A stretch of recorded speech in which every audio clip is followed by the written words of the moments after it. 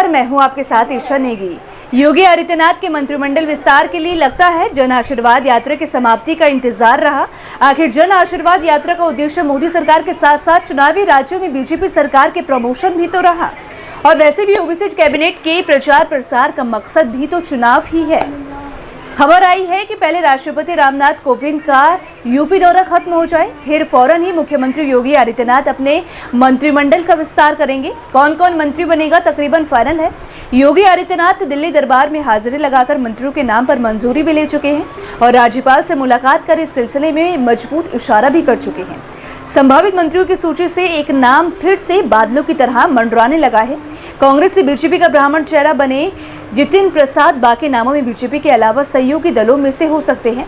मंत्रियों की जिस नई सूची की चर्चा है उसमें वो नाम नहीं बताया जा रहा है जिसकी योगी आदित्यनाथ के पिछले दिल्ली दौरे तक खूब चर्चा रही। वो है अरविंद शर्मा। प्रधानमंत्री नरेंद्र मोदी के बरसों भरोसेमंद नौकरशाह रहे अरविंद शर्मा संगठन में भेजे जा चुके हैं और फिलहाल यूपी बीजेपी के करीब 1.5 दर्जन उपाध्यक्षों में से एक है। मंत्रिमंडल विस्तार की संभावनाओं के बीच चर्चा का जो दूसरा टॉपिक है वो है बड़े नेताओं को विधानसभा चुनाव के मैदान में उतारने की बीजेपी की तैयारी। अभी तो संभावित उम्मीदवारों की सूची में योगी आदित्यनाथ और उनके कुछ कैबिनेट साथियों का ही जिक्र है, लेकिन अगर पश्चिम बंगाल प्रयोग दोहराया गया तो केंद्रीय मंत्री और सांसद भी तो हो सकते हैं। सवाल ये है कि आखिर बीजेपी नेता अमित शाह का बड़े नेताओं को चुनाव लड़ाने पर ये जोर क्यों है।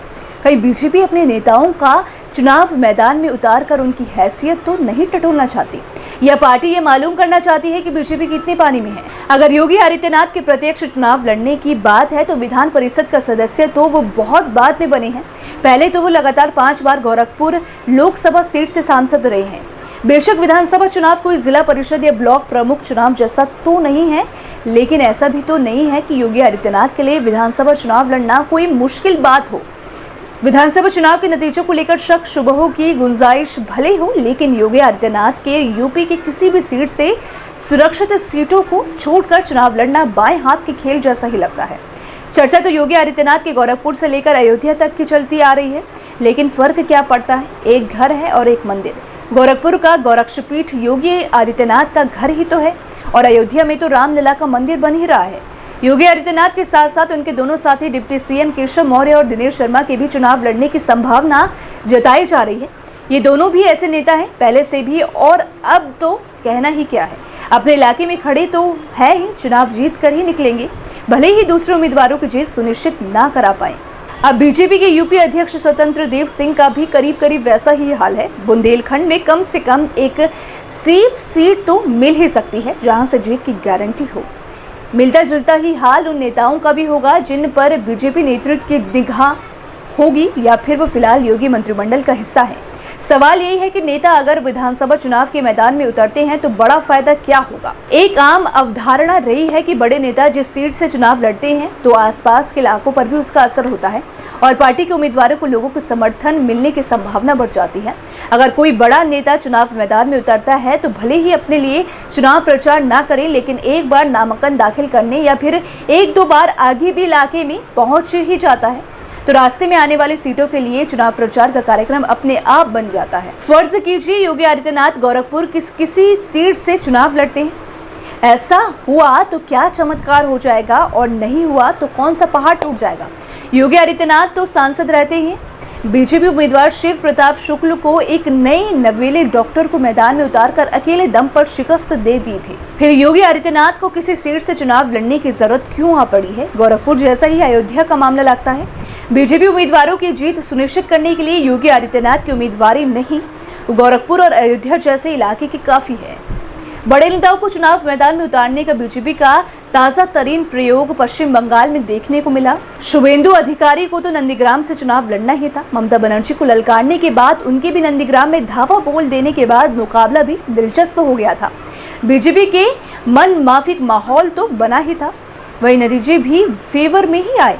बीजेपी ने मुकुल रॉय ही नहीं, अपने राज्यसभा सांसद स्वपन दास गुप्ता के साथ साथ तत्कालीन केंद्रीय मंत्री बाबुल सुप्रियो को भी विधानसभा का टिकट पकड़ा दिया और वहीं उनकी मंत्री पद से छुट्टी की बड़ी वजह भी बना। चुनाव हारे तो स्वप्न दास गुप्ता भी थे, लेकिन उनकी सेहत पर कोई असर नहीं पड़ा। अब सवाल ये उठता है कि क्या बाबुल सुप्रियो को ठिकाने लगाने के मकसद से ही चुनाव लड़ाया गया था, क्योंकि चुनाव तो स्वप्न दास गुप्ता भी हारे थे, लेकिन उनकी पोजीशन रिस्टोर हो गई और बाबुल सुप्रियो को गाड़ी और बंगला छोड़कर पैदल ही जाना पड़ा। बीजेपी के ट्रैक रिकॉर्ड पर नजर डालते हैं तो मालूम होता है कि चुनावी हार जीत कोई मायने नहीं रखती। किसी भी नेता के साथ क्या सलूक किया जाना है या क्या चुनाव नतीजे आने के बाद क्या हश्र होना है, पहले से बीजेपी नेतृत्व की डायरी में दर्ज रहता है। अगर ऐसा नहीं होता तो 2014 में अरुण जेटली अमृतसर से और स्मृति ईरानी अमेठी से चुनाव हार कर भी मंत्री बन जाती हैं और रीता बहुगुणा जोशी इलाहाबाद संसदीय सीट से चुनाव जीतकर भी यूपी की योगी सरकार में मंत्री पद गंवा देती है। भला क्यों? ये तो ऐसा ही लगता है जैसे रीता बहुगुणा जोशी को यूपी कैबिनेट से हटाने के लिए रास्ता खोजा गया हो। ये तो भरोसा होगा कि वो इलाहाबाद सीट से चुनाव जीत ही जाएंगी। इलाहाबाद उनके पिता हेमवती नंदन बहुगुणा की सीट रही है। हालांकि 1984 के आम चुनाव में वो भी कांग्रेस उम्मीदवार अमिताभ बच्चन से चुनाव हार गए थे। रीता बहुगुणा जोशी हाल ही में सुर्खियों में भी रही। बीएसपी के एक पूर्व विधायक के बीजेपी ज्वाइन करने पर विरोध करने को लेकर रीता बहुगुणा जोशी का आरोप रहा कि जब वो जेल में थी तो उसी बीएसपी नेता ने उनके घर में आग लगा दी थी। हालांकि बाद में पूर्व बीएसपी विधायक के साथ भी बीजेपी ने वैसा ही व्यवहार किया जैसा कुछ साल पहले बीएसपी के ही नेता रहे बाबू सिंह कुशवाहा के साथ किया था। समझने वाली बात यह है कि रीता बहुगुणा जोशी को मंत्री पद से भले ही हटा दिया हो, लेकिन ऐसी भी अंधेर गर्दी नहीं बची है कि उनकी शिकायतों पर कोई सुनवाई ना हो। 2019 के आम चुनाव में विधानसभा से सीधे लोकसभा पहुंचने वाले बीजेपी के 8 नेता रहे। रीता बहुगुणा जोशी की ही तरह 3 विधायक तो योगी सरकार में मंत्री भी थे, लेकिन सांसद बन जाने के बाद मंत्रिमंडल से बेदखल कर दिए गए। कांग्रेस छोड़ने के बाद भी रीता बहुगुणा जोशी अपनी विधानसभा सीट लखनऊ कैंट से ही यूपी विधानसभा पहुंची थी। हाँ, बतौर बीजेपी उम्मीदवार रीता बहुगुणा जोशी ने 2017 में मुलायम सिंह यादव की छोटी बहू अपर्णा यादव को शिकस्त दी थी।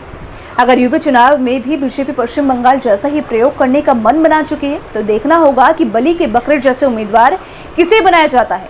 देखना ये भी होगा कि बीजेपी उपाध्यक्ष अरविंद शर्मा चुनाव लड़ते हैं या नहीं। अब अगर भोजपुरी स्टार मनोज तिवारी को गोरखपुर की किसी भी सीट पर उतार दिया जाता है तो मैसेज साफ होगा। 2014 से पहले मनोज तिवारी गोरखपुर संसदीय सीट से योगी आदित्यनाथ के खिलाफ समाजवादी पार्टी के टिकट पर चुनाव लड़कर हार चुके हैं। दिल्ली विधानसभा चुनाव में मुख्यमंत्री अरविंद केजरीवाल को प्रवेश वर्मा से बहस करने की चुनौती देकर अमित शाह ने जो संदेश दिया था उसका प्रतिफल चुनाव नतीजों के बाद आ ही गया। मनोज तिवारी को दिल्ली प्रदेश बीजेपी के अध्यक्ष पद से हटा दिया गया। ऐसे और भी कितने नेताओं की बीजेपी में लिस्ट तैयार हो चुकी है, देखना काफी दिलचस्प होगा। इस वीडियो में मेरे साथ फिलहाल इतना ही। अगर आपको हमारा ये वीडियो पसंद आया हो तो इसे लाइक शेयर करने के साथ ही सब्सक्राइब जरूर करें।